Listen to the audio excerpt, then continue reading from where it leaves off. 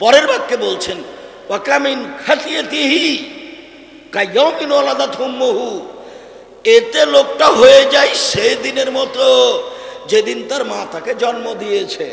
এতে লোকটা হয়ে যায় সেই দিনের মতো যেদিন তার মা তাকে জন্ম দিয়েছে।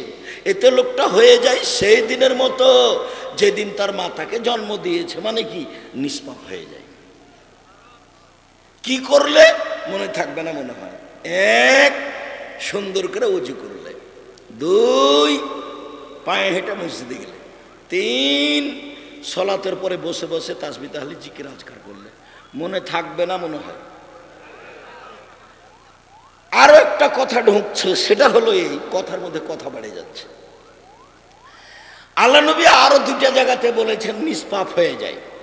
তার একটা বলেছেন কেউ যদি হজ করে, হজটা যদি কবুল হয় তাহলে ও নিষ্পাপ হয়ে যায় সেই দিনের মতো যেদিন তার মা তাকে জন্ম দিয়েছে। আর আরেকটা, কেউ যদি অসুস্থ হয়, বিছানায় পড়ে থাকে, তারপরেও যদি বলে আলহামদুলিল্লাহ, তাহলেও হয়ে যায় সেই দিনের মতো যেদিন তার মা তাকে জন্ম দিয়েছে, নিষ্পাপ হয়ে যায়। মনে থাকবে না মনে হয়? আর না হলে কথা শেষ করি, এটি মনে থাকে। এবার ফিরে যাই, মনে থাকবে? তিন শ্রেণীর মানুষ নিষ্পাপ হয়ে যায়।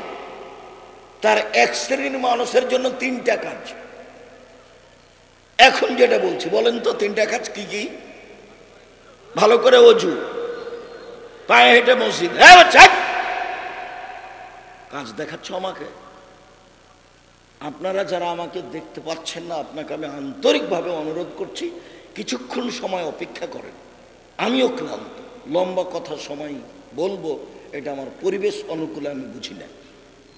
তো আলহামদুলিল্লাহ যতটুকু বলছি আপনি দাঁড়িয়ে থেকেই শোনেন, এক পায়ে দাঁড়িয়ে থাকেন আপনি। আমি আপনার জন্য এসেছি, দয়া করে আপনি আমাকে কোনো কাজ দেখাবেন না। তাতে তিনটা কাজ আছে। আর একটা হজ কবুল হলেই, আর একটা অসুস্থ হয়েও বলছে আলহামদুলিল্লাহ। এখন তো মানুষের অসুস্থ হলে দেরি করে না, খালি বলছে সিঙ্গাপুর, খালি বলছে ভারত, চেন্নাই। কোথায় যাবে অসুস্থ? অসুস্থ হয়েছে, একটু থামেন, দু একদিন পাপটা ঝরতে দেন। আল্লাহ নবী বলছেন যে যার অসুখ হয়, জ্বর হয়, তো তার পাপটা ঝরে যায়, একবারে মুছে যায়। ওইভাবে কামারের হাপরে লোহা দিলে ওই লোহাতে যত ময়লা আছে হাপরে দিয়ে যখন এটা লাল হয়ে যাবে তখন সব ময়লা এগুলো কি হয়ে যায়?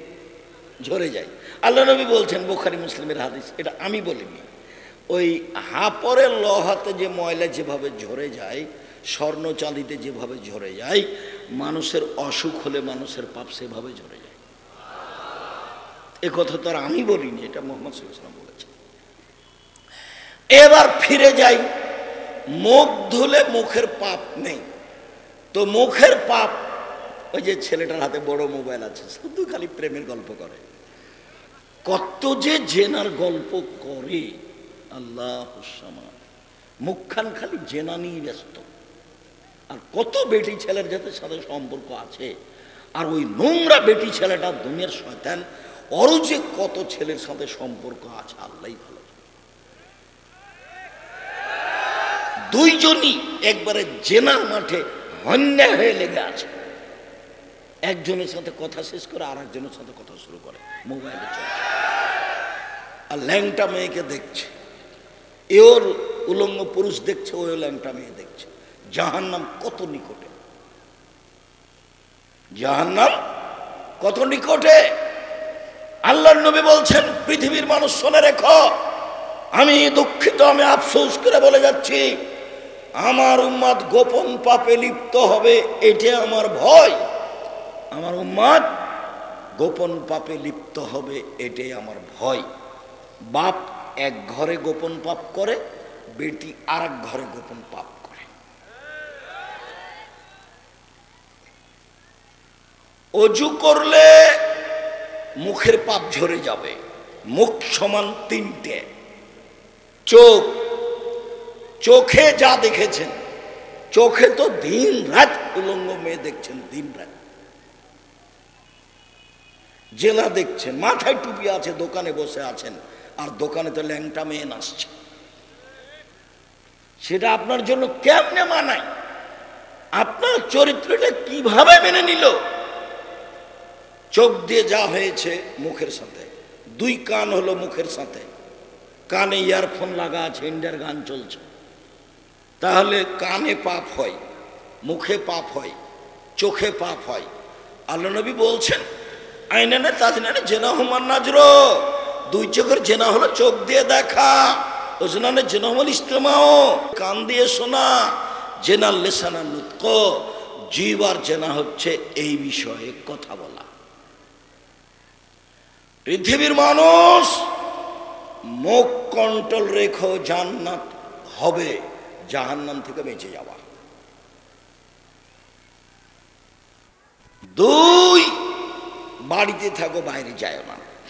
এইখানে আর একটা কথা বলেনি, আল্লাহর নবী বলছেন যে তিন শ্রেণীর মানুষ জান্নাতে যাবেই, ওরা যাবেই জান্নাতে। এক, পাপের জন্য যে কাঁদে, ওই হাদিসটার শেষ বাক্যটা।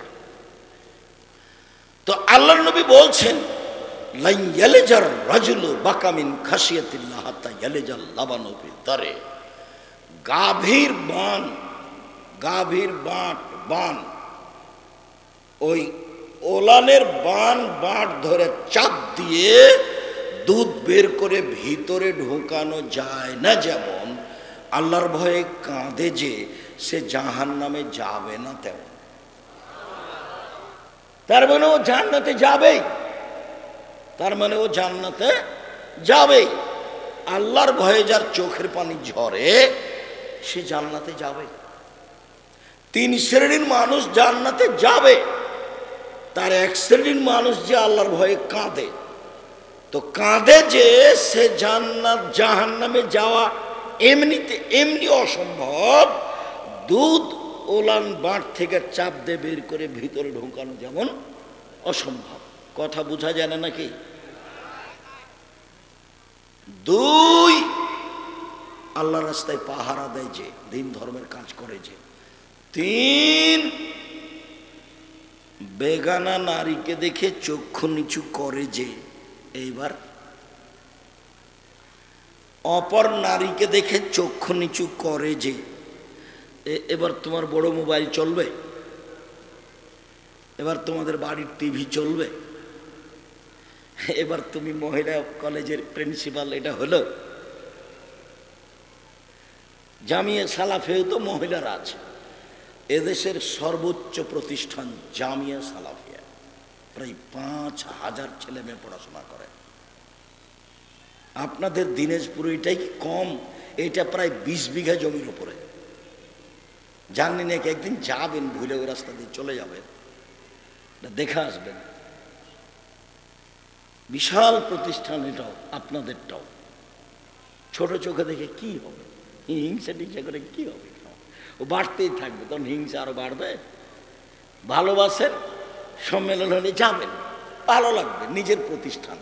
উত্তরবঙ্গের জন্য জামিয়া সালাফিয়া তৈঘরা বিরল দিনাজপুর। জামিয়া সালাফিয়া প্রায় 5,000 ছেলে মেয়ে পড়াশোনা করে, 300 জন শিক্ষক শিক্ষিকা। যখন তখন মদিনা বিশ্ববিদ্যালয় থেকে শিক্ষকরা এসে এখানে শিক্ষকতা করেন। 4 জন চলমান মদিনা বিশ্ববিদ্যালয়ের টিচার শিক্ষকতা করছিলেন আপনাদের জামিয়া সালাফিয়া ডাঙ্গিপাড়া পবারান সেইতে। আজকে তারা দেশ ত্যাগ করলেন। 4 জন ইন্ডিয়ানগুলো সবসময় আছে। সম্মানিত দিনী ভাই বোন, বলছিলাম এইভাবে নিজেকে ধ্বংস করিয়েন না। মুখকে কন্ট্রোলে রাখেন, জান্নাত হবে ইনশাআল্লাহ। চক্ষু নিচু করুন, জান্নাত হবেই।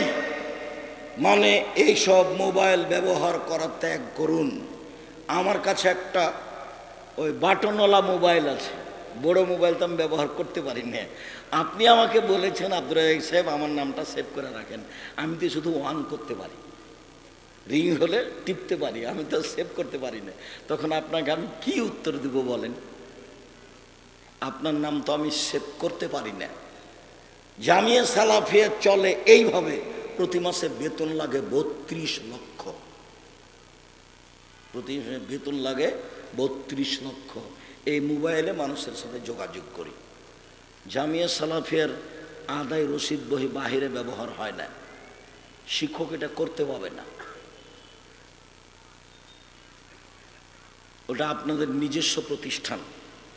আপনাদের যেটা জামিয়া সালাফিয়া রূপগঞ্জ, নারায়ণগঞ্জ, ঢাকা, ওটা প্রায় 100 বিঘা জমির উপরে, প্রায় 100 বিঘা। শুনুন সম্মানিত দিনী ভাই বোন, আল্লাহর নবী বললেন আমার উম্মতের ধ্বংস নেমে আসবে 3টি পাপের কারণে। আমার উম্মতে 3টা বিপদ আসবে 3টা পাপের কারণে।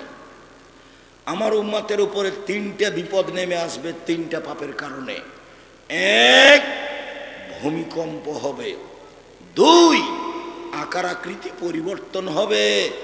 সন্ধ্যায় থাকবে মানুষ, সকালে হবে শুকুর, বানর। খুব কঠিন কথা। 3, সমস্যা নেমে আসবে, জিনিসপাতির দাম বেড়ে যাবে, মসজিদে মারামারি, মাদ্রাসায় মারামারি, কোথাও কেউ শান্তি পাবে না। আমার উম্মতের উপরে 3টা বিপদ নেমে আসবে। 1, ভূমিকম্প। 2, আকার আকৃতি পরিবর্তন, সন্ধ্যা থাকবে মানুষ, সকালে হবে বানর, সুর। 3, সমস্যা। পাপ 3টা। 1, এজা শারিবুল খমুরা, যখন আমার উম্মত নেশাদার দ্রব্য পান করবে, বিড়ি, তামাক, জর্দা, সিগারেট, গরু, এগুলো, আরো মদ, পেপসি, ঠান্ডা, কোকাকোলা, আরসি। আমি কোনোদিন এগুলো বলিনি, হালাল বলিনি। আমি কোনোদিন পেপসি, ঠান্ডা, কোকাকোলা, আরসি, মেরিন্ডা এগুলোকে আমি বলেছি মদ। যারা বলেছে মদ নয়, আপনি তার কথা শুনে খান। আমি বলেছি না সব মদ, এর ব্যবসা হারাম। আমার উম্মত যেদিন নেশাদার দ্রব্য পান করবে সেদিন 3টা বিপদ নেমে আসবে। 2, জাহারাতুল কায়নাত, মেয়েরা যখন নাচবে। সব মোবাইলে মেয়ে নাচে, সব দোকানে মেয়ে নাচে, প্রায় সব বাড়িতে মেয়ে নাচে। কাপুরুষ দিন রাত আপনার মোবাইলে ল্যাংটা মেয়ে নাচে কেন? কি স্বভাব তোমার? কিসের পড়াশোনা করেছ? তোমার বিদ্যার দিকে তাকালে আমাকে ঘৃণা হয়। কি পড়াশোনা করেছ? কি দেখাতে চাও আমাকে? তোমার বাপ চাচ্ছে তুমি বড় ডাক্তার হবা, তুমি তো ডাক্তারকে চিনো। ও 3 লাখ টাকা বেতন পায়, তারপরেও ওই ওষুধ কোম্পানির ওই প্রেসক্রিপশনে ওই ওষুধ লেখে যে কোম্পানি তাকে টাকা দিয়েছে। তো চোর, ওকে দিয়ে কি হবে? জামিয়া সালাফিয়া পড়াশোনা করেন, শিরক বেদাত জানতে পারবেন, রুজিও হবে, রুজিও হবে। ডিসেম্বরে ফর্ম নেবেন, 1 জানুয়ারি ভর্তি হয়ে যাবেন, রুজিও হবে, শিরক মুক্ত বিদাত মুক্ত জীবন। ভাই ছেলে, কি দেখাতে যাও তুমি? আজ থেকে তোমার মোবাইলে জিন্দিগিতে আর কোনোদিন যেন মেয়ে না নাচে, তুমি তোবা করে উঠবে এখান থেকে। তোমাকে আরো আমি বলছি, যত মেয়ের সাথে তুমি কথা বলো, মেয়েদের নামটা ভুলে যাও। এভাবে মারিয়াম যেমন বলেছিল, আমি হয়ে যেতে চাই নাসিয়া মানসিয়া।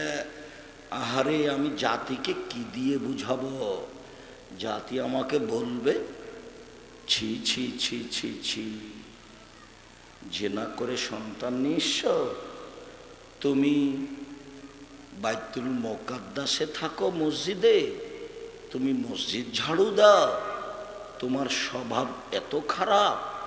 তোমার মা তো জেনাকার ছিল না, জেনাকারিনী ছিল না, তোমার বাপ তো জেনাকার ছিল না, তুমি এই অবৈধ সন্তান নিঃস্ব। আমি এটা কি দিয়া বুঝাবো? পৃথিবীতে আমি এমন হয়ে যেতাম, নাসে মানুষে কেউ জানতো না মারিয়াম কেটা। মারিয়াম যে কে এটা কেউ জানতো না। দুঃখ করে এ কথা কে বলছে? মারিয়াম বলছে। মারিয়াম সন্তান বুঝাতে পারবে না জাতিকে, কেন মারিয়ামের স্বামী নেই। তো স্বামী যে নেই তো জাতিকে সন্তান কি দিয়ে বুঝাবে? কথা আমার বুঝতে পারেন না নাকি?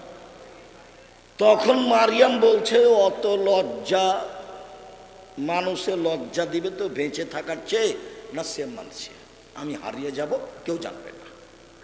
এই ছেলে মারিয়াম জন বলছে যে আমি হারিয়ে যাব কেউ জানবে না, ওই বেটি ছেলেটার নাম্বার তুমি এভাবে ভুলে যাবা, তুমি আর কোনোদিন মনেই করবে না।